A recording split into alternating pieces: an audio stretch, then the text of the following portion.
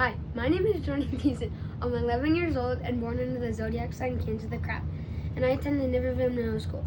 Please accept this video submission for the contest Telescopes for Kids. We all know the moon travels around the earth in very predictable cycles, and we all know the moon is the same size and shape. It's round like a ball, and each week the moon looks different. Sometimes it's a tiny sliver, other times it's full and bright. Sometimes you can't see it at all. Check this out. I'd like to present for you a simple experiment to show the different phases of the moon. I'll be able to represent these effects with the following objects. The flashlight will represent the sun, this white foam ball will represent the moon, and my head will represent the earth.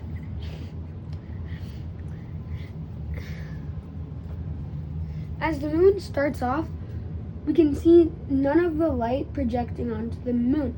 We call this a new moon. But as the moon continues its path, we see more and more light on the moon. We call this a waxing crescent moon. As the moon continues to orbit, we begin to see more and more light illuminate the moon. We call this a first quarter moon.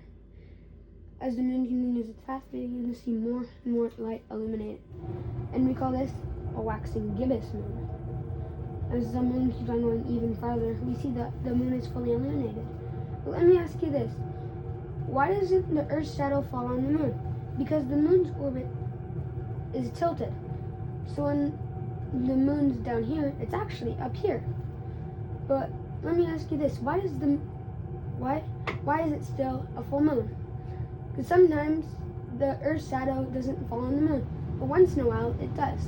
And when it does, it's we call it a lunar eclipse.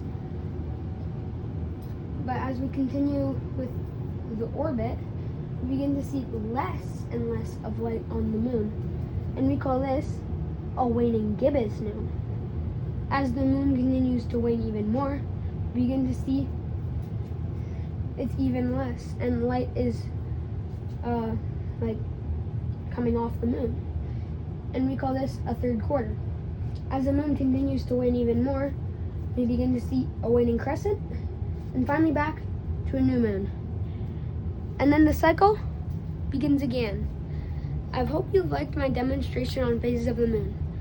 With the telescope, I hope to continue to study the night sky and see the mysteries that it holds. I would be able to study the moon in greater detail. And beyond the moon, I could view the stars, nebulas, and distant galaxies to infinity and beyond.